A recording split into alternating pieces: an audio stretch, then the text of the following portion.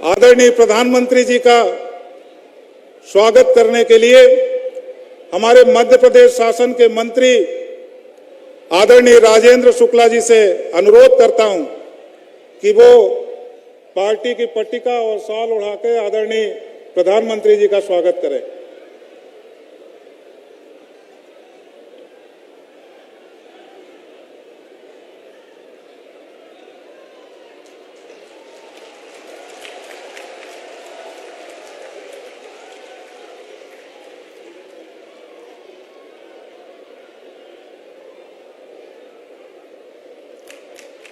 इसके साथ साथ मैं आदरणीय राजेंद्र शुक्ला जी से अनुरोध करूंगा कि वो आएं और आदरणीय प्रधानमंत्री जी का अपने उद्बोधन के माध्यम से स्वागत भाषण करें।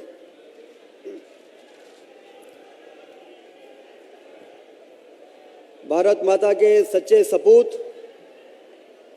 विश्व के सर्वाधिक लोकप्रिय नेता और विकास के अग्रदूत आदरणीय भारत के प्रधानमंत्री नरेंद्र मोदी जी आज हमारे बीच में हैं। मैं आप सबसे निवेदन करता हूं कि दोनों हाथ ऊपर करके जोरदार ताली बजाकर उनका स्वागत करें।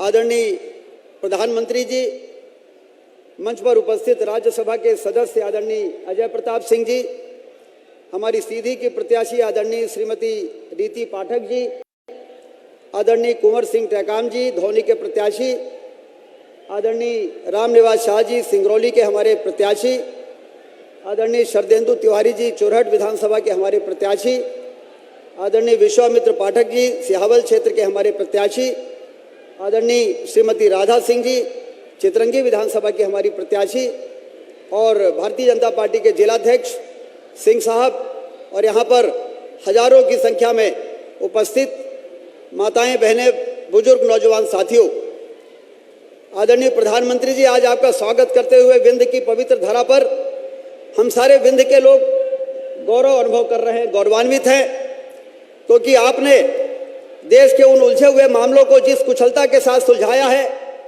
चाहे वो कश्मीर का मामला हो, चाहे अयोध्या में भगवान राम के मंदिर का मामला हो, ये सारे मामले हमारे देश को दीमक की तरह खोखले कर रहे थे वर्षों से, जिसको आपने, आपके नेतृत्व ने कुशलतापूर्वक सुलझाकर देश को विकास के पथ पर तेजी के साथ आगे बढ़ने का मार्ग प्रशस्त किया है।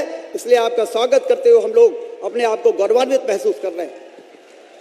कोविड जैसी महामारी में आपने 240 करोड़ लोगों को मुफ्त में वैक्सीन लगाकर जिस तरह करोड़ों लोगों को जीवन को बचाने का काम किया, वो इसलिए हम लोग आपका अभिनंदन करते हैं। स्वामी विवेकानंद जी ने कहा था 19वीं सदी में कि 21वीं सदी भारत की होगी, और आज उस महापुरुष की भविष्यवाणी के साकार होते हुए हम लोग उसको देख रहे हैं कि आदरणीय नरेंद्र मोदी जी के नेतृत्व में भारत विश्व गुरु बनने की दिशा में मजबूती के साथ न सिर्फ आगे बढ़ा है बल्कि उसके बहुत करीब पहुंच गया है। ये बातें वास्तव में हमारे देश में बहुत पहले से इस प्रकार के नेतृत्व की आवश्यकता थी। कोई व्यक्ति ऐसा मिले, कोई व्यक्ति ऐसा आए जो देश को गरीबी से, देश को पिछड़ेपन से मुक्त कराकर और देश को विकास की ऊंचाइयों पर पहुंचाने का काम कर सके। वो आपके माध्यम से, ईश्वर की कृपा है कि आप भारत को मिले हैं, देश को मिले हैं, और आपके नेतृत्व में ये काम हो रहा है। ये विंध्य क्षेत्र में भी वर्षों से ललितपुर से सिंगरौली रेल लाइन जो वर्षों से धन के अभाव के कारण नहीं बन पा रही थी, जो हमारे लिए भाग्य रेखा साबित हो सकती है, उस काम को भी आपने कराने का काम किया। हमारे विंध्य क्षेत्र में 15,000 मेगावाट बिजली बनती है। धरती के अंदर कोयला जितना हमारे यहाँ है देश के किसी कोने में नहीं है। 40 मिलियन टन सीमेंट बनती है। जितना लाइमस्टोन हमारे धरती के अंदर है उतना देश में कहीं नहीं है। उसके बावजूद हमारा विकास तेजी के साथ आगे नहीं बढ़ पा रहा था। आपने उड़ान स्कीम बनाई और हमारे विंध्य क्षेत्र में रीवा में 400 करोड़ रुपए का हवाई अड्डा बनने का मार्ग प्रशस्त हुआ है। यह भी आपकी कृपा से सारे देश में जिस तरह से देश की स्पीड बढ़े, देश का स्केल बढ़े, उसके लिए जो आपने महत्वाकांक्षी योजना बनाई, उसका प्रसाद, वो अमृत की बूंदें हमारे विंध्य क्षेत्र में भी आपकी कृपा से पड़ी हैं। इसलिए एक बार फिर से सारे लोगों की ओर से और मंच पर बैठे हुए हमारे भारतीय जनता पार्टी के सभी नेताओं की ओर से आपका स्वागत करते हैं, आपका अभिनंदन करते हैं, आपका वंदन करते हैं। बहुत बहुत धन्यवाद।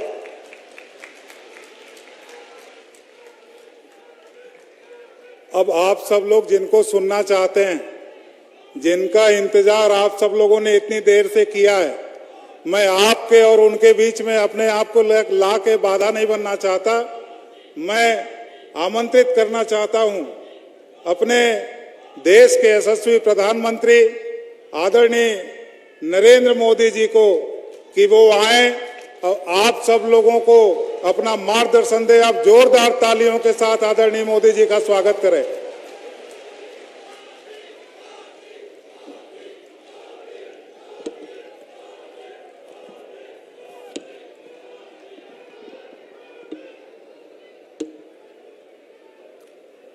भारत माता की, भारत माता की।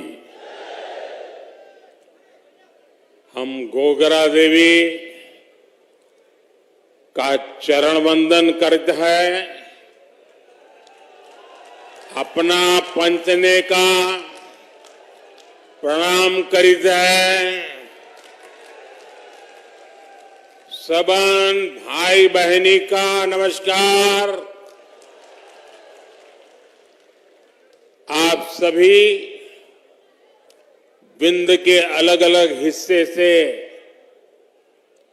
भाजपा को आशीर्वाद देने सीधी पहुंचे हैं। इतनी बड़ी संख्या में जनता जनार्दन के एक साथ दर्शन करने का मुझे सौभाग्य मिला है। मैं वाकई अभिभूत हूं।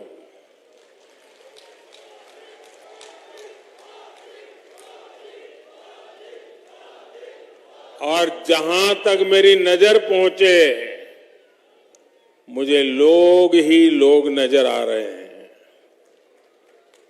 और इतनी बड़ी तादाद में माताएं बहनें, आपके आशीर्वाद हम सबकी बहुत बड़ी शक्ति है। मैं माताओं बहनों को इस विशाल संख्या में आने के लिए विशेष रूप से प्रणाम करता हूं। आपके इस प्यार, इस उत्साह से साफ है कि एमपी में फिर एक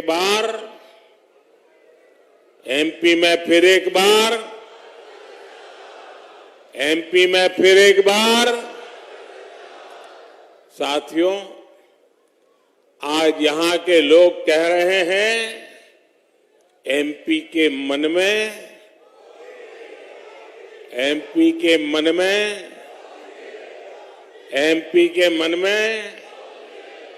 और मोदी के मन में ईश्वर रूपी जनता जनार्दन आप लोग मोदी के मन में है, मोदी के दिल में है। एमपी के मन में मोदी क्यों है भाई? भाजपा क्यों है? ये कोई रहस्य की बात नहीं रह गई है। कांग्रेस ने केंद्र में हमारे यहाँ सेवा काल शुरू हुआ उसके पहले 10 साल तक जो सरकार चलाई, उसमें उसने गरीब और मध्यम वर्ग को लूटने का ही काम किया था। लेकिन आपके सेवक मोदी ने करीब 10 साल जो सरकार चलाई है, आपकी सेवा में 10 साल पूरे लगन से समर्पित किए हैं। उसमें घोटाले बंद हुए हैं, गरीब और मिडिल क्लास की बचत हुई है, उन्हें अधिक सुविधा मिली है। आप देखिए, टेलीकॉम घोटाला करके कोयला घोटाला करके कांग्रेस ने आपके लाखों करोड़ रुपए लूट लिए, याद है ना? भूल गए? आप बताओगे तो पता चलेगा मुझे। याद है? लूटते थे कि नहीं लूटते थे? करोड़ों रुपए लूटते थे कि नहीं लूटते थे? ये आपका हक का पैसा था कि नहीं था? आपकी मेहनत का पैसा था कि नहीं था? आपके बच्चों के भविष्य के लिए वो पैसा था कि नहीं था? लूट लिया। भाजपा सरकार में वो लाखों करोड़ रुपए के घोटाले बंद हो चुके हैं और घोटालों से हम जो पैसा बचा रहे हैं वो पैसा गरीब के हित में, मध्यम वर्ग के हित में लगा रहे हैं।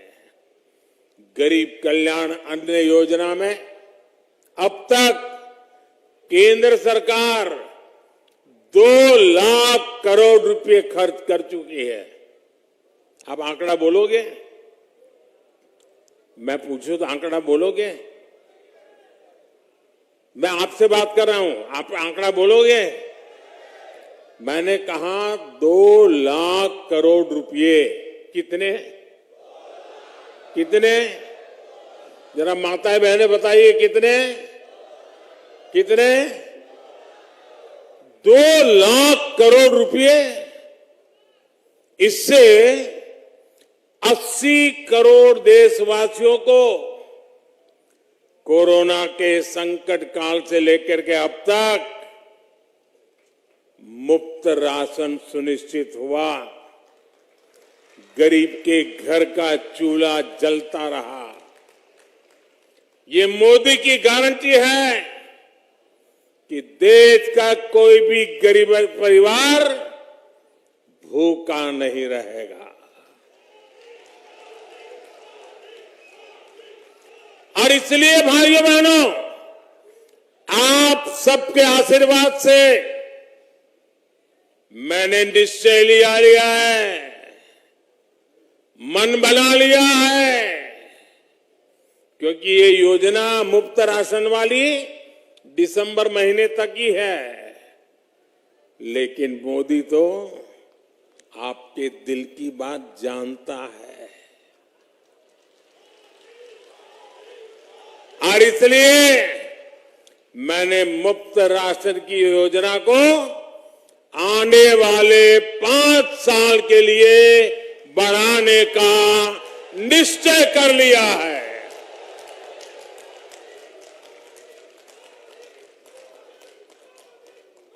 अगर हम एक परिवार में 4-5 लोग भी मान लें तो ऐसे हर परिवार को मुफ्त राशन योजना की वजह से हर महीने 700, 800, 900 रुपया बचने वाले हैं।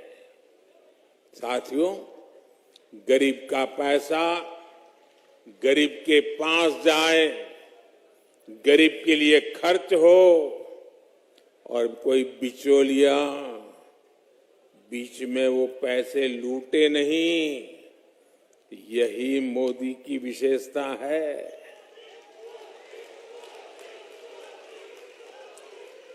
अब आप देखिए, आयुष्मान भारत योजना के तहत मोदी ने 5 लाख रुपए तक का मुफ्त इलाज की गारंटी कार्ड दिया है।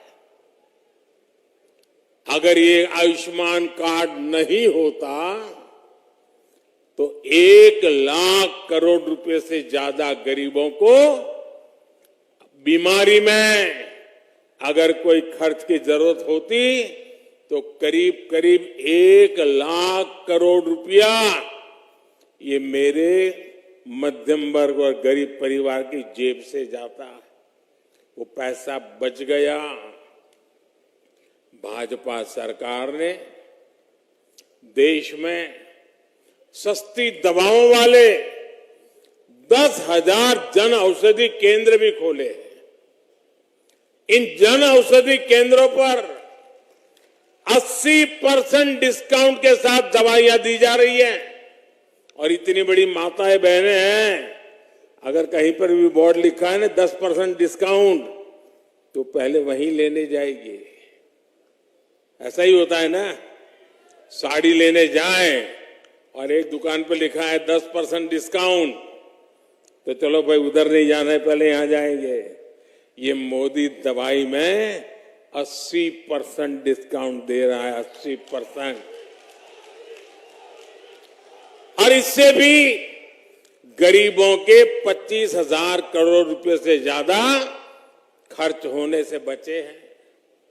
और मेरे परिवारजनों, जब इलाज पर खर्च बचता है तो इसका मतलब सिर्फ पैसे की बचत होती है, ऐसा नहीं है। एक तो गरीब, और हमारे यहां तो हमने देखा है, परिवार में कोई मां कोई बहन बीमार हो जाए तो घर में किसी को पता ही नहीं चलने देती है। कितना ही दर्द होता हो, कोई काम करती रहती है, बताती नहीं है। क्यों? उसके मन में रहता है कि अगर परिवार में बच्चों को बीमारी का पता चल जाएगा, अस्पताल जाएंगे, लाखों रुपया खर्च हो जाएगा, बच्चों के सर पे कर्ज चढ़ जाएगा, तो मां सोचती है कि मुझे बच्चों के सर पे कर्ज नहीं होने देना है। भगवान जितने दिन जिंदा रखेगा रखूंगा, रह लूंगी, मुसीबत झेल लूंगी, दवाई भले ना हो लेकिन बच्चों को मुसीबत में नहीं डालूंगा। ये मेरे देश की माताओं बहनों का स्वभाव है। लेकिन मेरी माताएं बहनें, आपका एक बेटा दिल्ली में बैठा है,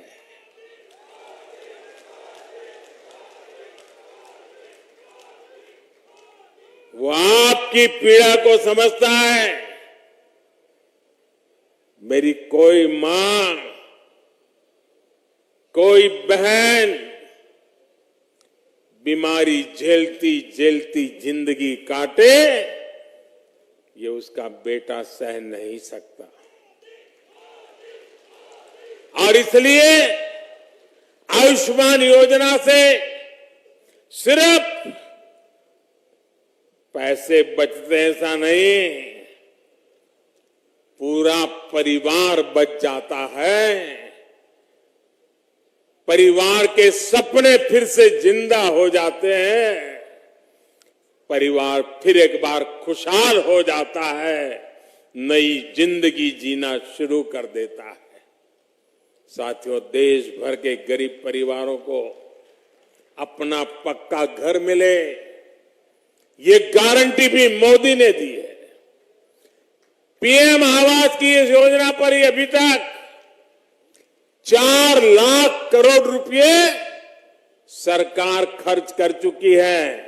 आंकड़ा याद रहेगा आपको? कितना? जरा बोलना पड़ेगा भाई, कितना? इधर वाले बोलो ना, कितना? जो पत्रकार है उनको बोलने की जरूरत है, वो तो लिख लेंगे।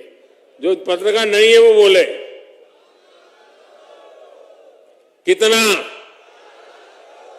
4 लाख करोड़ रुपया। लोग राम मंदिर बन रहा है उसकी तो चर्चा कर रही है, 4 करोड़ लोगों के घर भी बन रहे हैं दोस्तों। लाखों करोड़ खर्च करके घर बन रहे हैं। शौचालय हो, उज्ज्वला का मुफ्त गैस कनेक्शन हो, इस पर भी हजारों करोड़ रुपयों का निवेश सरकार ने किया है। हाल में उज्ज्वला की लाभार्थी बहनों के लिए सिलेंडर 500 रुपया तक सस्ता कर दिया गया। यानी हमने गरीबों को सुविधाएं भी दी है और उनका पैसा भी बचाया है। मेरे परिवारजनों, कांग्रेस का इतिहास डगर डगर पे झूठ बोलना, लोगों को भ्रमित करना और बिल्कुल चेहरे पर कोई असर ही नहीं, इतना आराम से झूठ बोल लेते हैं। उन्होंने गरीबों से जितना झूठ बोला है ना पिछले 50-60 साल में, आप कल्पना नहीं कर सकते। कांग्रेस ने गरीबों से झूठ बोला, महिलाओं से झूठ बोला, नौजवानों से झूठ बोला। कांग्रेस ने किसानों से कर्ज माफी के वादे किए। झूठ बोलने की हिम्मत देखिए इनकी। और उनको लगता है देश की जनता पहले की तरह ऐसी है, भली बोली है। अब तो मेरे देश का नौजवान जाग चुका है, उसके मोबाइल में सारी जानकारियां होती है। वो परिवार को कहता है ये कांग्रेस वाले झूठे हैं। भाइयों बहनों, आज भी कांग्रेस यही कर रही है। इन लोगों ने 5 साल पहले 2018 में कहा था 10 दिन में कर्ज माफ करेंगे, लेकिन 15 महीने में भी उनको सरकार से चलाने का मौका मिला, कुछ भी नहीं किया। वहीं भाजपा सरकार जो कहती है वो करके दिखाती है, डंके के चोट पे करते हैं। हमने किसानों को प्रधानमंत्री सम्मान योजना, किसान सम्मान योजना के तहत उसके खाते में पैसा जमा कर रहे हैं और साल में 3 बार करते हैं। अब तक कितना किया है मालूम है आपको? मालूम है? भूल जाते हो ना? मैं बताता हूं, याद रखोगे? याद रखोगे? जरा हाथ ऊपर करके बताओ, याद रखोगे? हमने पीएम किसान सम्मान निधि के तहत इस देश के किसानों के बैंक खातों में सीधा 2,60,000 करोड़ रुपया जमा करवाया है। सीधी मदद भेजी है, और मैं सीधी में बोल रहा हूं, सीधी मदद भेजी है। पीएम किसान सम्मान निधि के 20,000 करोड़ रुपए एमपी के किसानों के खाते में भी गए हैं। हर किसान को 28,000 रुपये उसके खाते में मिले हैं। अगर कांग्रेस होती तो उनके तो एक प्रधानमंत्री पब्लिकली कहते थे कि 1 रुपया भेजते हैं तो 15 पैसा पहुंचता है। अगर ये पैसे उनके जमाने में गए हो तो कितने रुपए पंजा खा जाता? कौन सा पंजा ये पैसे मार लेता भाई? जब ऐसे काम होते हैं, लोगों की भलाई के लिए काम होते हैं, सिर्फ और सिर्फ देश का भला करने का इरादे से काम होते हैं, तभी लोग कहते हैं एमपी के मन में मेरे परिवारजनों, भाजपा सरकार की योजनाओं के जो भी लाभार्थी हैं, उनमें से अधिकतर हमारे दलित, हमारे पिछड़े और हमारे आदिवासी परिवार हैं। कांग्रेस के लंबे शासनकाल में सबसे बुरी स्थिति दलितों की, आदिवासी बस्तियों की थी। प्रधानमंत्री ग्रामीण सड़क योजना के सबसे अधिक लाभ हमारे इस इलाके के नागरिकों को हुआ है। मेरे आदिवासी भाई बहनों को, गरीब भाई बहनों को, दलित बस्ती के लोगों को हुआ है। भाजपा सरकार 100% बस्तियों को सड़क से जोड़ने के लक्ष्य के बहुत करीब है। आज कांग्रेस के नेता आदिवासियों को लेकर बड़ी बड़ी बातें करते हैं, लेकिन इनके परिवार ने जब पीढ़ी दर पीढ़ी देश में सरकार चलाई, तब उन्हें आदिवासियों की याद नहीं आई। ये भाजपा है जिन्होंने आदिवासियों का भविष्य सुनिश्चित किया। आप मुझे बताइए भाई, जवाब देंगे ना आप लोग? मेरा सवाल समझेंगे ना? मेरी हिंदी ठीक है ना? हाँ, मैं हिंदी भाषी नहीं हूं, इसलिए कोई गलती ना हो जाए। आप मुझे बताइए, ये मेरे जो आदिवासी भाई बहन है, क्या ये मोदी प्रधानमंत्री बना तब आए क्या? पहले थे कि नहीं थे? पहले थे कि नहीं थे? देश आजाद हुआ तब आदिवासी थे कि नहीं थे? भगवान राम जी वनवास गए तब आदिवासी थे कि नहीं थे? राजकुमार राम को अयोध्या से निकलने के बाद भगवान राम किसने बनाया? आदिवासी भाई बहनों ने बनाया। हम सबको पता है, लेकिन कांग्रेस को पता ही नहीं था कि हमारे देश में आदिवासी समाज भी है, क्योंकि कभी भी उन्होंने आदिवासी मंत्रालय नहीं बनाया, आदिवासियों के लिए अलग डिपार्टमेंट नहीं बनाया, उनके लिए अलग बजट नहीं किया। अटल बिहारी वाजपेयी की सरकार जब बनी तब देश में पहली बार आदिवासियों का अलग मंत्रालय बना, उनका अलग आदिवासी मंत्री बना और आदिवासी कल्याण के लिए लाखों करोड़ रुपए के बजट बनना शुरू हुआ। पिछले 9 वर्ष में आदिवासी कल्याण के लिए बजट में 5 गुना वृद्धि की गई है। ये भाजपा सरकार है जिसने बैगा, भारिया, सहारिया जैसी पिछड़ी जनजातियों की भी सूद ली। भाजपा सरकार इनके लिए 15,000 करोड़ रुपए का खास अभियान शुरू करने जा रही है। मध्य प्रदेश की भाजपा सरकार ने भी इन जनजातियों के लिए अभूतपूर्व काम किया है। अगर एमपी की बहनों के लिए लाडली लक्ष्मी जैसी योजनाएं चलाई गई हैं, तो बैगा, भारिया और सहारिया जनजाति की बहनों को भी सीधी मदद दी जा रही है।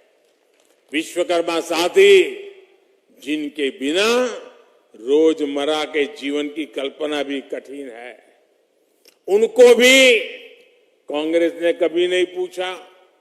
पहली बार भाजपा सरकार ही उनके पर विशेष विश्वकर्मा योजना लेकर आई है। इस योजना पर भी 13,000 करोड़ रुपए खर्च किए जा रहे हैं। ऐसे ही काम के कारण हर वंचित परिवार कह रहा है, गांव-गांव कह रहा है, एक-एक घर कह रहा है, फिर एक बार,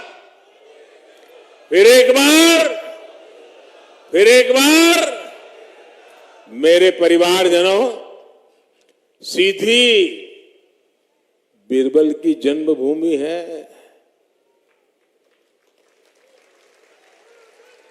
और इसलिए बुद्धिमानी, सूझबूझ और पहेलियों को हल करना यहां के हर बच्चे की पारंपरिक ताकत है ना? अच्छा, जब मैं जानता हूं कि बीरबल की भूमि है, अच्छे सवालों के जवाब निकाल देते हैं, तो मैं भी आज आपके खास करके नौजवानों को एक पहेली देना चाहता हूं। सुलझा दोगे? पक्का? देखिए, मध्य प्रदेश के जो युवा हैं ना, उसमें जो हमारे फर्स्ट टाइम वोटर है, जो पहली बार इस बार वोट डालने के लिए जाने वाले हैं, उनके सामने मैं गुत्थी रखना चाहता हूं। आप ये पहले सुलझाएंगे? पक्का सुलझाएंगे? अनेक दशकों तक देश में पंचायत से लेकर पार्लियामेंट तक कांग्रेस का ही झंडा था, कांग्रेस की ही सरकारें थी। लेकिन आज गिनती के कुछ राज्यों में ही बची है। जरा सोचिए, गुत्थी सुलझाइए, ये इनकी बर्बादी ऐसी क्यों हुई, इनका ऐसा पतन क्यों हुआ? साथियों, वो इसलिए हुआ क्योंकि कांग्रेस का नारा रहा है, गरीब की जेब साफ, गरीब की जेब गरीब की जेब और काम हाफ जेब साफ। यूपी, बिहार, गुजरात, पश्चिम बंगाल, तमिलनाडु, उड़ीसा, कितने राज्य गिनाऊं मैं। एक बार कांग्रेस गई तो वहां के लोगों ने कांग्रेस को दोबारा घुसने नहीं दिया है। यहां एमपी में भी 2 दशक से अधिक हो गए जब कांग्रेस बहुमत के लिए तरस गई है। आज गरीब, दलित, ओबीसी और आदिवासी समाज समझ गया है कि कांग्रेस उनकी प्रतिनिधि नहीं है। कांग्रेस ने सिर्फ वोट के लिए इस्तेमाल किया है। साथियों, कांग्रेस का पूरा इतिहास देखिए। उन्होंने केवल उन्हीं को आगे बढ़ाया जो दिल्ली दरबार में हाजिरी लगाते थे। एससी, एसटी, ओबीसी, इन समाज के प्रभावशाली नेतृत्व को कांग्रेस ने कभी उभरने नहीं दिया। इनकी यही दरबारी मानसिकता है जिसके कारण ये दिन रात, सुबह शाम बाकी सब काम भूल जाते हैं, एक काम कभी नहीं भूलते। आपने देखा होगा, कांग्रेस की विशेषता है, बाकी सब काम भूल जाएंगे, एक काम कभी भूलते नहीं है। और वो काम है सुबह शाम मोदी को गाली देना। एक ही काम, गालियां देते रहते हैं। मोदी को गाली दे देते ये पूरे ओबीसी समाज को गालियां देने लगे हैं। साथियों, जब भाजपा ने तय किया कि एक आदिवासी बेटी देश की राष्ट्रपति के रूप में हम चाहते थे, कांग्रेस ने तब उसका भी घनघोर विरोध किया। ये भाजपा ही है जो एससी, एसटी, ओबीसी समाज की आकांक्षाओं का सम्मान करती है, उन्हें मान देती है। आज आपने अखबार में पढ़ा होगा, पहली बार देश में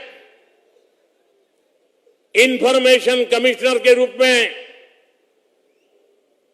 चीफ इंफॉर्मेशन कमीशन के रूप में पहली बार, कब मैं दिल्ली था, चुनावी दौरा कैंसिल करके गया था, मीटिंग के लिए गया था, और हमने चीफ इंफॉर्मेशन कमिश्नर के रूप में राजस्थान के एक दलित को पहली बार उसका अध्यक्ष बनाया है। और एक कांग्रेस वाले देखिए, मीटिंग में उनको आना था, मीटिंग का उनको निमंत्रण गया था, समय से पहले गया था, उन पर फोन पे बात हुई थी, लेकिन जब उनको पता चला कि एक दलित अध्यक्ष बनने वाला है, उन्होंने मीटिंग के ही बहिष्कार कर दिया। इतनी दलितों से नफरत करते हैं, जब राष्ट्रपति हम आदिवासी बनाए उसका विरोध, हम चीफ इंफॉर्मेशन कमिश्नर दलित बनाए उसका भी विरोध, और फिर झूठ फैला करके सिंपैथी का नाटक करना। साथियों, आज कांग्रेस देश में परिवारवाद का सबसे बड़ा प्रतीक है। आप यहां ही देख रहे हैं, कांग्रेस के 2 नेता क्या कर रहे हैं, कपड़े फाड़ कंपटीशन चल रही है। वो कहता है उसके कपड़े फाड़ो, वो कहता है उसके कपड़े फाड़ो। ये क्यों लड़ रहे मालूम है? उनको मालूम है जनता तो बीजेपी को ही जिताने वाली है, फिर लड़ क्यों रहे हैं? वो लड़ रहे हैं अपने बेटों को कांग्रेस का कब्जा मिले, इसके लिए। ये कांग्रेस पर कब्जा करने के लिए 2 बेटों को बिठाने की लड़ाई चल रही है और मध्य प्रदेश को बर्बाद कर रहे हैं। ये लोग एक दूसरे के कपड़े फाड़ने के लिए कांग्रेस को कह रहे, कार्यकर्ता हो तुम उसके कपड़े फाड़ो, वो कहता है उसके कपड़े फाड़ो। जिनके लिए सिर्फ अपने बेटों का भविष्य ही प्राथमिकता है, वो आपके बेटे बेटियों का भला सोच ही नहीं सकते। मेरे परिवारजनों, कांग्रेस ने मध्य प्रदेश को बीमारू राज्य बना दिया था। भाजपा ने मध्य प्रदेश को विकास के मामले में बहुत आगे पहुंचाया है। आज एमपी अन्न उत्पादन में अग्रणी है। आज एमपी स्वच्छता के मामले में अग्रणी है। 2 दशक पहले एमपी में बिजली का बड़ा संकट रहता था। आज एमपी सरप्लस बिजली पैदा करता है। अब एमपी में पहले के मुकाबले 5 गुना ज्यादा मेडिकल कॉलेज है। यहां सीधी में भी मेडिकल कॉलेज बन रहा है। एमपी की पहचान अब देश के एक महत्वपूर्ण औद्योगिक राज्य के रूप में होने लगी है। साथियों, कांग्रेस ने कैसा काम किया, ये आज की नई पीढ़ी को जानना बहुत जरूरी है। 2014 तक देश में 100 से अधिक जिलों पर कांग्रेस ने पिछड़े होने का ठप्पा लगाया हुआ था। यहां एमपी के भी 8 ऐसे जिले थे जिन्हें कांग्रेस ने पिछड़ा घोषित किया था। इनमें से अधिकतर आदिवासी बाहुल्य जिले थे, जिसमें हमारे सिंगरौली और दमोह जैसे जिले भी थे। 2014 में आपने दिल्ली में भाजपा सरकार बनाई। 10 साल में हमारा सेवा काल चला और इस सेवा काल में हमने कहा कि ये जिले अब पिछड़े नहीं रहेंगे, ये तो अब सबसे आगे चलेंगे। हमने इन जिलों को आकांक्षी घोषित किया। हर पैमाने पर इनके विकास के लिए काम शुरू किया। आज इनमें से अनेक जिले हर पहलू में देश के दूसरे जिलों से भी आगे निकल गए हैं। मेरे परिवारजनों, इस क्षेत्र का जल संकट भी अब बीते दिनों की बात होने जा रही है। विंध्य से कांग्रेस के अनेक बड़े बड़े नेता निकले, लेकिन बाण सागर परियोजना तभी पूरी हुई जब भाजपा सरकार आई। आपको गुलाब सागर परियोजना भी भाजपा ने दी। इनसे इस क्षेत्र के लाखों किसानों को लाभ मिल रहा है। हर घर जल और हर खेत को पानी, ये भाजपा की प्राथमिकता है। मोदी ने अपनी हर बहन को गारंटी दी है कि उनके घर तक पाइप से पानी पहुंचाएगा। यहां के लाखों परिवारों को नल से जल मिला है। जल्द ही एमपी में हर घर तक पाइप से पानी पहुंच जाएगा। मेरे परिवारजनों, अपने दशकों के शासन में कांग्रेस ने मध्य प्रदेश को जिस गहरे कुएं में धकेल दिया था, अब उस कुएं से भाजपा एमपी को बाहर निकाल करके लाई है। यहां कुछ भी ऐसा नहीं होना चाहिए जिससे वापस एमपी गहरे कुएं में जाकर के गिर पड़े। अब तो तेज गति से आगे बढ़ने का समय है। आप याद करिए, इस पूरे क्षेत्र में आवाजाही कितनी मुश्किल थी। कब कहां लूटपाट हो जाए वह अक्सर बना रहता था। आज देखिए, सीधी रेवा हाईवे से बाईपास बनने से कितनी सुविधा हो रही है। 6 लेन की टनल से सीधी और रीवा की दूरी 1 घंटे से भी कम रह गई है। विंध्य प्रगति पथ का निर्माण भी तेज गति से चल रहा है। ये सब जानकर, ये जब बनकर के तैयार होगा तो यहां सुविधा के साथ साथ हर प्रकार के उद्योगों को भी बल मिलेगा। रीवा में एयरपोर्ट बनने से इस क्षेत्र में पर्यटन सेक्टर को भी गति मिलेगी। हमारी सरकार विंध्य क्षेत्र को सौर ऊर्जा के महत्वपूर्ण केंद्र के रूप में भी विकसित कर रही है। रीवा सोलर पावर प्लांट से पूरे एशिया में रीवा का नाम रोशन हुआ है। मेरे परिवारजनों, हमें मिलकर समृद्ध मध्य प्रदेश की इमारत का निर्माण करना है। ये जिम्मेदारी विशेष रूप से हमारे 18 से 25 वर्ष की आयु के नौजवानों की है। आज आपका एक एक वोट आने वाले 25 वर्ष के एमपी का भविष्य तय करेगा। इसलिए विंध्य के हर बूथ पर कमल खिलना चाहिए। गांव-गांव जाएंगे, जरा हाथ ऊपर करके बताइए। गांव-गांव जाएंगे, घर-घर जाएंगे, एक एक मतदाता से मिलेंगे। हर बूथ में कमल खिलेगा, पक्का खिलेगा। भाइयों बहनों, मेरा एक और काम भी करना है। करोगे? ये मेरा पर्सनल काम है। करोगे? चुनाव वाला नहीं है, करोगे ना? फिर ऐसा नहीं अभी हम तो नहीं करेंगे, हम तो चुनाव में पड़े हैं, ऐसा नहीं करोगे ना? करोगे मेरा काम? पक्का करोगे? अच्छा, आप जाकर के हर परिवार में जाके मिलना और उनको कहना कि अपने मोदी जी सीधी आए थे, कहेंगे ना? और उनको कहना मोदी जी सीधी आए थे, उन्होंने आपको प्रणाम भेजा है। ये मेरा काम कर दोगे? हर घर मेरा प्रणाम पहुंचा दोगे? क्योंकि उनके आशीर्वाद मुझे एक नई ताकत देते हैं, नई ऊर्जा देते हैं, देश के लिए दौड़ने के लिए एक नई हिम्मत दे देते हैं। और इसलिए घर घर जाकर के मेरे प्रणाम पहुंचा दीजिए। मेरी यही अपेक्षा है आपसे। मेरे साथ बोलिए, भारत माता की। पूरी ताकत से बोलिए दोस्तों, भारत माता की, भारत माता की, भारत माता की। बहुत बहुत धन्यवाद।